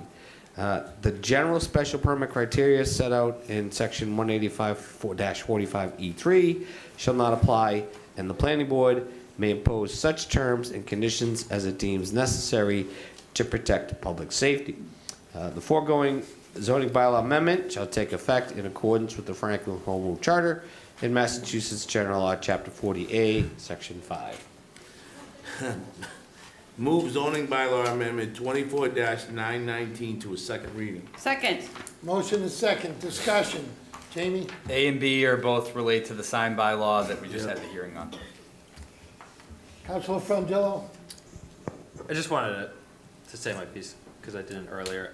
I don't, it's not likely that I oppose a unanimous vote by the planning board and design review commission. I do value their input. I do think that this is more than just helping, one business that we happen to know. It helps. It is a change in the feel, and we do want to be conscious about how it feels to live and move around Franklin. That does impact its overall value. I hope that we use this as an opportunity to take what's likely going to come from the master plan recommendation seriously, of really holistically revisiting the sign bylaws. I support these bylaw changes for all the reasons that Councilor Hamblin and my colleagues have stated. I do think that we need to support businesses, and moving a certain type of sign in certain types of areas to a special permit process seems like a very small step toward potentially helping businesses in town, and that's why I'm in favor. But I do want to make sure we're still having productive conversations with our design review and our planning board on how we want, particularly signs, but also design in general of our town to look. So not trying to be dismissive of that as a concept, and look forward to those conversations. Thank you, Councilor Frangillo. Any other councilors? Seeing none, the vote will come on the motion to move zoning bylaw amendment 24-919 to a second reading. A majority votes required. All those in favor signify by saying aye. Aye. Opposed? Motion carries. Zoning bylaw amendment 24-920, a zoning bylaw to amend Chapter 185, Section 20 of the Code of the Town of Franklin, signs at E2. First reading continued from January 8th, 2025. Clerk will read the bylaw amendment. Motion to waive the reading? Second. Motion second to waive the reading. All those in favor signify by saying aye. Aye. Opposed? Motion carries. Move zoning bylaw amendment 24-920 to a second reading. Second. Motion and second. Discussion on the motion. Seeing none, the vote will come on the motion to move zoning bylaw amendment 24-920 to a second reading. Majority votes required. All those in favor signify by saying aye. Aye. Opposed? Motion carries. Okay, zoning bylaw amendment 24-917, a zoning bylaw to amend Chapter 185, Section 3 of the Code of the Town of Franklin, definitions, accessory dwelling units. This is the second reading. Clerk will read the bylaw amendment. Motion to waive the reading? Second. Motion and second to waive the reading. All those in favor signify by saying aye. Aye. Opposed? Motion carries. Move zoning bylaw amendment 24. 24-920? 917. 917. 24, I get 25. No. 24-917. What's that, say 25, doesn't it? What it said, if you say 24, it says, I'll say 24-917. Yeah. Second. Motion and a second. Discussion. Yeah. Jamie, Through any me, quick summary? Well, items C and D have already been approved unanimously multiple times by the council, and this relates to complying with the new state ADU bylaw standards. Okay. Discussion from the council. No, we've been through it. Seeing none, the vote will come on the motion to approve zoning bylaw amendment 24-917, sorry. We started in 24. We started at 24. It's wrong on the agenda sheet. Remember, Is it? The number's wrong on the agenda. So 24-917, roll call, majority vote. Clerk will call the roll. Thank you, Mr. Chairman. Cormier Ledger. Yes. Sheridan. Yes. Chandler. Yes. Frangillo. Yes. Pellegri. Yes. Hamblin. Yes. Jones, yes. Vice Chair. Yes. Chair. Yes. 9-0. Motion carries. Zoning bylaw amendment 24-918, a zoning bylaw to amend the Franklin Town Code at Chapter 185, Attachment 8, Use Regulations, Schedule Part 7, right? Accessory uses, second reading. Clerk will read the bylaw amendment. Motion to waive the reading? Second. Motion second to waive the reading. All those in favor signify by saying aye. Aye. Opposed? Motion carries. All right, move bylaw amendment 24-917. 918. Second. Motion is second. Discussion. Jamie, Same. any further discussion from the council? No. Seeing none, the vote will come on the motion to approve zoning bylaw amendment 24-918. Majority roll call votes required. Clerk will call the roll. Sheridan. Yes. Cormier Ledger. Yes. Frangillo. Yes. Chandler. Yes. Hamblin. Yes. Pellegri. Yes. Jones, yes. Vice Chair. Yes. 9-0, sir. Do I get to vote? No. Okay. Motion carries. Okay.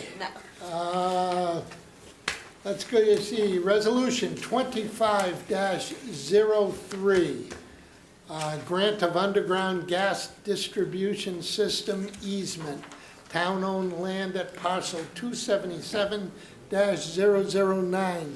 Clerk will read the resolution. Thank you, Mr. Chairman. This is Resolution 25-03, grant of underground gas distribution system easement, town-owned land at parcel 277-009. Whereas the town of Franklin owns land shown at parcel 277-009 on the town of Franklin tax assessor's map, and whereas Eversource Gas Company of Massachusetts, doing business as Eversource Energy, hereinafter known as Eversource, is a gas company as defined in General Law, Chapter 164, Section 1, and provides gas distribution service in the town of Franklin.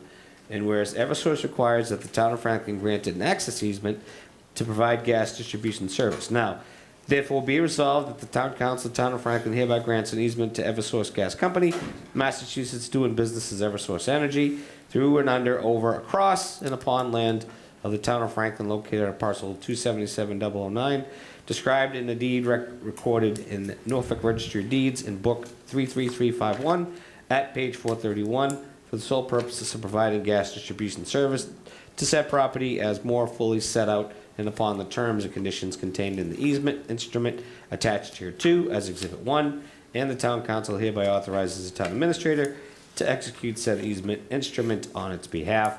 This resolution shall become effective according to the provisions of the town of Franklin Home Rule Charter. Move resolution 25-03. Second. Motion and second. Discussion on the motion. Jamie? Just an easement relative to the Beaver Street Interceptor project so that Eversource can get onto town-owned land at the recreation center. Okay. Any further discussion from the council? Seeing none, the vote will come on the motion to approve resolution 25-03, a two-thirds majority votes required. Clerk will call the roll. Roll call? Oh, no, it doesn't need to be a roll. No. All those in favor signify by saying aye. Aye. Opposed? Motion carries. Resolution 25-06, acceptance of gifts, senior center, $170. Clerk will read the resolution. Very happy to read this, Mr. Chairman. Resolution 25-06, acceptance of gifts, Senior Center, whereas the Franklin Senior Center has received generous donations in the total amount of $170 to be used at the discretion of the department as follows. Senior Center, $170, donations to be applied at the discretion of the Senior Center through the Council on Aging Gift Fund to provide services and programs to senior citizens in the Franklin community. Donor information is included in the January 22nd, 2025 Town Council meeting agenda packet. Now therefore be it resolved that the Town Council, Town of Franklin, on behalf of the Senior Center, gratefully accepts these generous donations to be used at the discretion of the department for the purposes noted above. This resolution should become effective according to the provisions of the Town of Franklin Home Rule Charter. Move resolution 25-06. Second. Motion and second. Discussion on the motion beyond saying, once again, thank you very much for your continued support of our senior center, our veterans officers, and all of the different town departments that our residents and our local businesses and corporations continue to support. So, Mr. Chairman, thank you. I did have a Yes. question, sorry. Sure. Through you to the town administrator. Jamie, just really quick, can you clarify what Tops is that gave $100? I don't know. I think it's just, Take off pound sensible. Taking off pounds. So It's it's a a weight group. loss group. It's a group. Yeah. Oh, okay, so that's It's an acronym. That's an acronym for an actual organization. Okay, thank you, Yeah. that's all I had, thank you. Any further discussion? Just a thank you. Okay, the vote will come on the motion to approve Resolution 25-06. A majority votes required. All those in favor signify by saying aye. Aye. Opposed? Motion carries. Town Administrator's Report. just a few items through Mr. Chairman. I just want to mention, thank you. We've already received several hundred of those surveys back in just a week and a half, so thank you to everybody for filling those out. As the chair mentioned earlier, if you get one in the mail, please fill it out. Your voice is important. And we've already exceeded expectations of the folks that have sent them in, so it's going well already. Number two, a clarifying thing that may not have, it's not necessarily our local responsibility to clarify this, but I have gotten a ton of questions recently. I just want to make sure everybody's aware that Governor Healy announced maybe about a month ago that as part of the emergency shelter program of the hotel that's housing the migrant families over at the Best Western, that is being phased out at the end of this calendar year. So I've gotten a lot of questions about this from various people, but just for the record, I don't think I've ever said it before at one of these meetings, but I hope folks saw that in the news. If you didn't see it, now I've said it, and hopefully all of you can spread the word if people ask you. I understand how maybe not everybody over the holidays may have seen the announcement from the governor, but that hotel is intended to be phased out at the end of this calendar year, if not earlier. So I just wanted to clarify that. I also want to clarify a bunch of emails that we've heard here at comments, but all of you have gotten them, and it'd be helpful if everybody here spread the word. The requests, the emails that we've gotten to have an override website or a budget website, please encourage everybody, and if you're listening at home, go to the new website, just click on town budget. All of our town budget materials are there. There's been memos, narratives, all the budgets, all of the votes, and the site that was up last year that we did put up. All of our information is out there, which leads me right into congratulations to Amy and Julie and Jared in our office. I hope folks also promote our new website.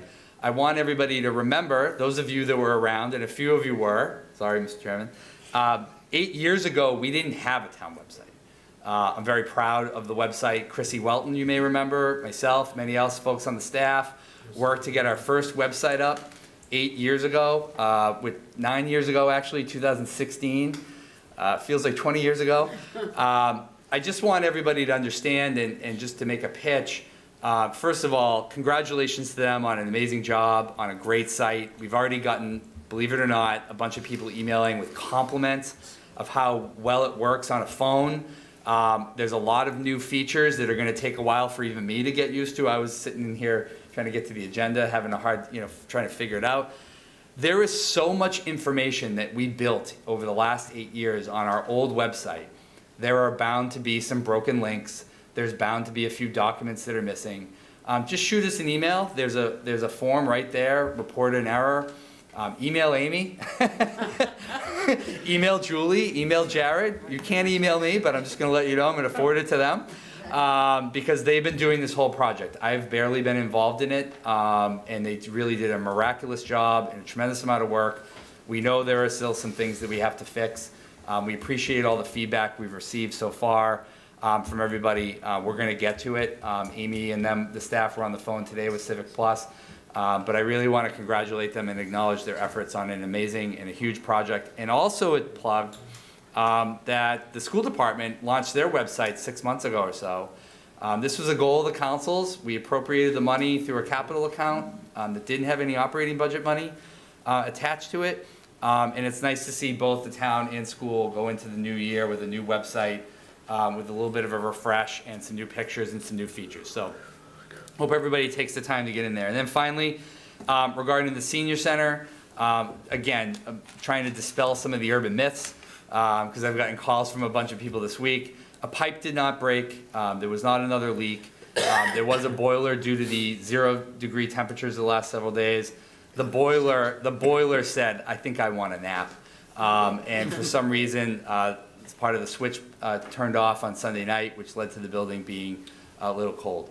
One of the other dynamics, if you're down in the senior center, I know a few of the counselors and many folks at home may be watching, we've had to lift up some of the ceiling tiles throughout the building so that the hot air gets up into that area, so we hopefully don't have another issue like we had a few weeks ago. As a result, the first floor is going to be a little chillier than usual, especially because it's minus degrees outside. But I was assured up on the second floor, if folks wanted to play cards up there, it is a little warmer up on the second floor. I can see Councilor Pellegrini must know that. It is warm up there. I mean, when they told us to leave the other day, Yeah. everyone, Yeah. we said, send them upstairs. Look at how warm it is here. So, Thank you for saying that, because it is warmer upstairs. You can use that facility. I will say that moving forward, the Finance Committee last week, and it'll be before the Capital Subcommittee next Wednesday, January 29th, the Finance Committee did approve $250,000 in free cash to try to at least get the base amount of money to try to solve the problem with the insulation in some of the sprinkler systems. We're working with the state right now to see if we can get an exemption from procurement, to see if we can get that a little earlier, but we're not sure if we're going to be able to get that. So we are working. The fire chief, the building commissioner, and the facilities department, and I and the senior center director, we are trying to work to put this issue in the rearview mirror and to try to find out what is going to really fully, firmly solve that problem. As the chairman knows, the eaves in that building and the space that's up there, at the end of the day, we're going to have to foam the building with some insulation, and we're going to have to do some improvements to it. It may take a little bit of time. Mother Nature has really not been our friend here. We would be in good shape, but Mother Nature has been tough with these sub-zero temperatures, which make it very, very challenging. So I do want everybody to be aware that a day-to-day basis, we may have to close the building for a day here, a day there. We're going to do everything we can to keep the building open. But I got blitzed with calls this week saying there was another pipe burst, or there was another flood, and there was not a flood. It was not a pipe burst. The boiler tricked off on Sunday, which led to the building being cold when we opened on Tuesday morning. So I hope that update provides some good information for all of you. And thank you so much to the community, the citizens watching at home, and the council for their patience as we work through this. Thank you. Thank you, Jamie. Okay, subcommittee reports. Capital has not met. They're meeting next week. Yeah, meeting next week. EDC has not met. No. Can you believe Budget, it? you can't believe it. Budget Subcommittee, we have a joint budget listening session next Thursday at the Franklin Lodge Velks on Pond Street. Master Plan, Councilor Jones? Yes, thank you, Mr. Chairman. Master Plan Committee, the full body met last week on the 15th to go over the final draft. We heard some feedback from members of the planning board. We have recently taken that feedback, made some adjustments, and our goal is to have one meeting at 6 o'clock on Monday night prior to the planning board, and then ultimately at 7 o'clock, we're on their agenda to present the final draft of the master plan. Great. Thank you, Councilor Jones. Yeah, that's a good. Not that I'm happy about it. Yeah, not that anybody's happy about it. Councilor Frondillo, any GATRA?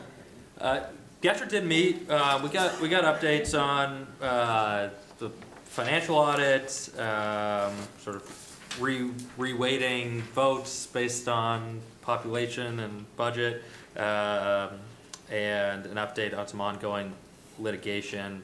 Nothing too interesting to report. But tomorrow is their regular public meeting where they host live streams at different senior centers, open to anyone. The public stream is tomorrow at 2:30. You could either directly Zoom in yourself or go to the Franklin Senior Center where they'll have a room set up on that GATRA public meeting with all updates of GATRA and an opportunity for you to voice feedback. Thank you, Councilor Frangillo.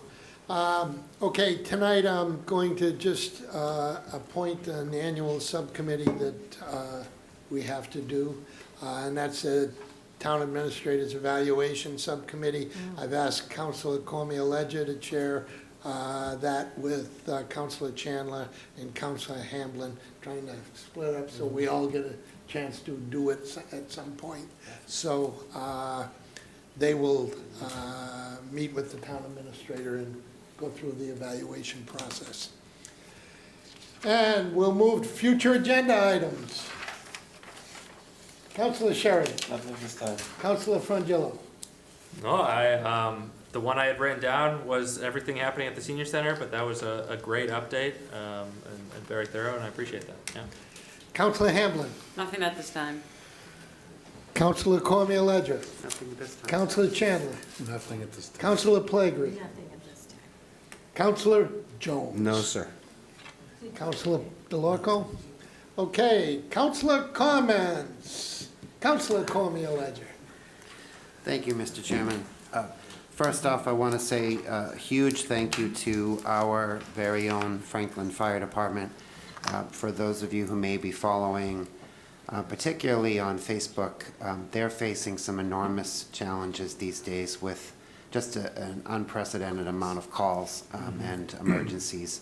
And those folks are going out there and doing that difficult work, especially in this cold. So thank you to all of them. And thank you for meeting with me a month ago or so and bringing some things to my attention. I very much appreciate that. And maybe 6 months ago or so, I brought to your attention that my dad is Archie Bunker. And I also want to bring to your attention that my mom is the living embodiment of Mary Poppins. So they are the opposites. And I got to bring her to the Franklin Performing Arts 40th anniversary party on Saturday to witness Broadway talent that came here to Franklin to sing in that celebration, and she was elated. I mean, she just smiled the whole night. And she just kept saying to me how lucky I was to live in such a beautiful town and to have that incredible art center in our town where people come from all over and want to be part of these celebrations. We're very, very lucky. We can argue and type all we want on Facebook about all of the things that are perhaps going wrong, and we lose sight of all of the great things that are happening in our beautiful town each and every day. And that was a particular moment of pride for me on Saturday, not just because I love that building and the programs that they do for kids and for our community, and that I'm a sponsor there, and I love everything that happens there, but it's very special to be able to get folks of that caliber to come to your backyard. And I don't know, like they even went to Elizabeth Bagels and got a breakfast sandwich, and all over Facebook was like, who are the celebrities getting breakfast sandwiches that are pulling up? Who's in Franklin today? That caused a pretty great buzz. So I share that because I think we can get caught up in all the negative stuff sometimes. We've got a great police department, we've got a great fire department, we've got great schools, we've got great park and rec, great conservation director, great building director, great town administration. I could go on and on and on. Moving here was the greatest decision my husband and I ever made for our kids, and I stand by that every single day. And I hope that all of you will continue to be positive when we're faced with these upcoming challenges, because we have a lot to be proud of. So thank you, Mr. Chairman. Thank you, Councilor Cormier-Ledger. Councilor Chandler. Oh, that was a good one. Thank you, it was. Thank you, Mr. Chairman. I received one of those cards for the survey. That was one of the 5,000. Oh. Yeah. And, Amy, I'm that guy, I haven't returned it yet. I'm gonna solicit some input from some of the citizens, and then I'll hand it in. But secondly, to Jamie, they fixed the whatever you call that above the chairman's head. Ceiling tile. The ceiling tile, thank you. 2 foot by 2 foot square. So that was pretty good. And lastly, this is good or bad. The median sale price of a single-family home in Franklin has hit a record of $727,000 in 2024. 44% surge over the last 4 years. So probably good for taxes, but not good for anybody that would like to live here right now, yeah. So that's just a little tidbit there. Thank you, Mr. Chairman. Thank you, Councilor Chandler. Councilor Pellegrini. Just a couple of things, Mr. Chairman, through you. The DPW, to thank you for the streets being so clean and taken care of. Did you do a pre-salting or something, I think someone had said? They always. Yep. Pre-treat. Well, I wanted to just quick. Fancy. Yes, ma'am. We didn't use the, the squiggly lines, because we knew it was gonna rain beforehand, so we saved that, but we did go out and pre-treat with salt. Pre-treat, Nice. yeah, Yeah. good enough. good Yeah, it worked enough. out pretty good. Well, we heard from a lot Carlos of and the people that it guys was do a really taken good care of job down very there. nicely. Yeah. Very, very nicely. Thank you. yes. My second question is to Jamie Yeah. about the insurance at the senior center. Are we going through insurance to take care of things? For some reason, I'm hearing we're not, and it didn't make sense to me, and I wanted to clarify it. We'll try, but the trouble with insurance is challenging because we had a pipe leak a few years ago, or whatever it was, 2022. There's only so many times you can go to the well for insurance, and sometimes they won't necessarily pay out. But if I had to do it over again, given the damage 3 years ago, I'd much rather take the insurance payout 3 years ago than today, because it was much, much more expensive 3 years ago. Do you remember the flood with the chairs and the furniture and the carpet and the walls? So we'll apply, but I'm not optimistic that we're gonna get a huge reimbursement. But we pay so much in insurance, correct? It Yes. just seems like we should automatically take care of it. Right, but when lightning strikes twice, 3 times, 4 times, 5 times, it doesn't necessarily always work that way. That's We why shouldn't. it's called insurance. That's why it's called a racket. We should not have a discussion about insurance right now, because insurance is not really always insurance. It's just not. It's the same thing with homeowners. They don't cover you necessarily when you have something go wrong at your house. They should, but they don't. Look at what happened in Los Angeles recently, right? They pulled the rug out from underneath half the city. Insurance is not what we all think it should be, and insurance, sadly, is not what it used to be. And in this case, we've had a couple of incidents, and the insurance isn't always going to cover you multiple times for the same problem. So that's why I said earlier, despite what the challenges have to be, we have to do this last and for all, whatever it takes to get this problem to be solved. And that's paramount to anything, because we can't keep on having these problems, both for the center, but also insurance just doesn't keep paying out the same amount of money every single time because you have the same problem, so. But we have to still keep paying for insurance for the building. Well, we insure everything. Yeah, no. I know. And it doesn't mean that insurance, if a wall broke down for some reason or another issue happened at the senior center or any other building, it's not to say they wouldn't insure that. I see. But this was the same problem, I think it was a few years ago, or similar, or somewhat similar problem, so. Don't worry, I'm gonna work the MMA conference this weekend to see what we can do. Hopefully they'll pay out for it. I hope so. Thank you, Mr. Chairman. Thank you, Councilor Pellegrini. Councilor Sheridan. Not this time. Councilor Frangillo. I had 2 comments. One of them, again, thanks for being proactive and getting to that. The website, a lot of compliments to how it looks and reads and usability. I'm excited for it to continue to be built out. I was frustrated with the amount of broken links, and I share in that frustration. So I appreciate your commitment to continuing to stay on top of those as they get brought to our attention. And then the only other thing is the Historical Museum's been celebrating Ben Month all month, like Ben Franklin Month, including tomorrow is a readathon of the Ben Franklin autobiography, so you can catch me in that, as well as our congressman and our state senator and our state rep, and a whole bunch of community members stop by the museum. I also think they're live streaming it on Franklin TV, so that's a fun piece. And so for any of those eye-roll inducing comments that say we're embarrassed about Ben Franklin. I'm very proud of our continued connection to Ben Franklin. Happy birthday, Ben, and excited to be reading part of his autobiography tomorrow.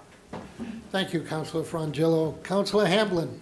Thank you, Mr. Chairman. I really just want to thank the town staff tonight for our presentations we saw in the public hearings. I think we're lucky to have such dedicated staff, and I know I'm always rah-rah for people, but I mean, seriously, like, we have the best. And as Councilor Cormier-Ledger says, we're lucky that we're here, and we need to remember that.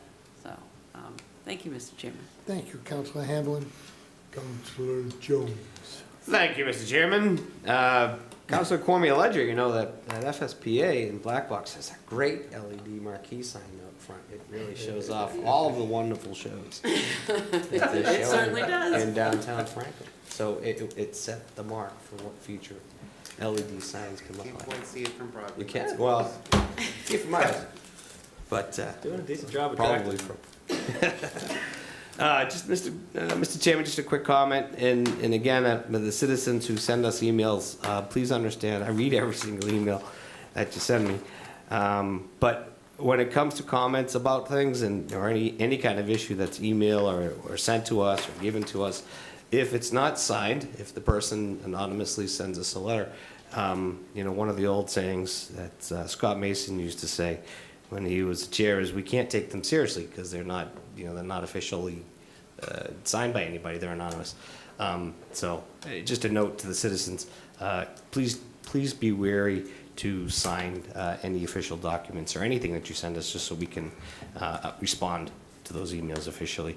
Other than that, I just wish everybody, you know, stay warm, and hopefully we can get these senior center issues resolved as soon as possible.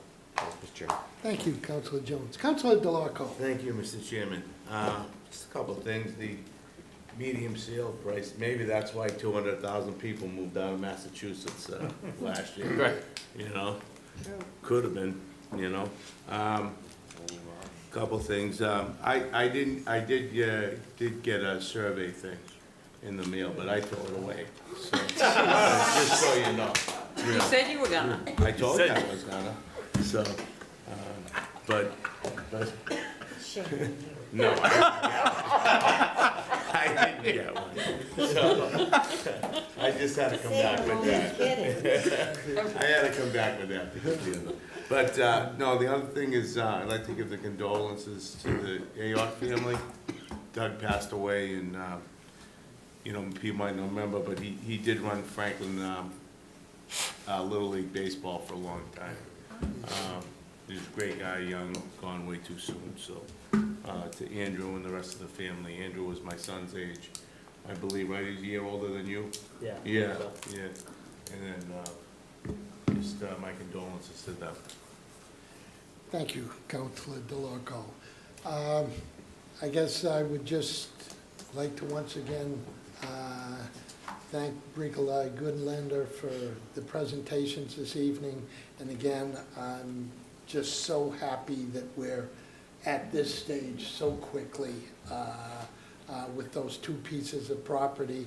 And to, I think it was Councilor Jones that made the comment about building in the community, and this council, as well as recent councils that have had the foresight to buy those two last large parcels, or the two of the last largest parcels in town that could have been developed, we bought for open space. And we're just so fortunate to be in this position right now. So thank you to all involved. And on a personal note, to thank Councilor Cormier-Ledger for his comments. I'd just like to congratulate my sister for her 40-year anniversary at the Franklin School for the Performing Arts, and 40 years in downtown Franklin. It's a long time. So congratulations, and hopefully another 40 coming. And it was great to his point. On Saturday night, they had Michael James Scott, who is the genie on Broadway, who was there performing. The original Mary Poppins from Broadway was there performing, and the original Tarzan from Broadway. Those 3 Broadway stars were here in our community performing for our residents. So great things, and congratulations to her. And we do have a need this evening,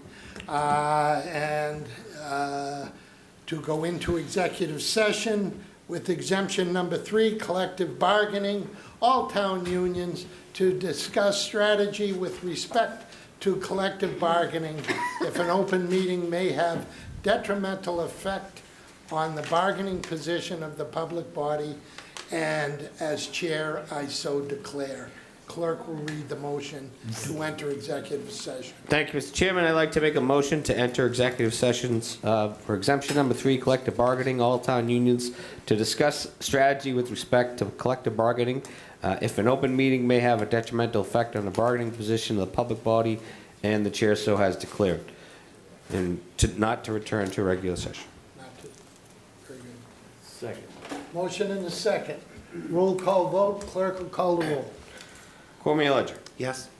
Sheridan. Yes. Chandler. Yes. Frangillo. Yes. Pellegri. Yes. Hamblin. Yes. Jones, yes. Vice Chair. Yes. Chair. Yes. 9-0, sir. Thank you, one and all.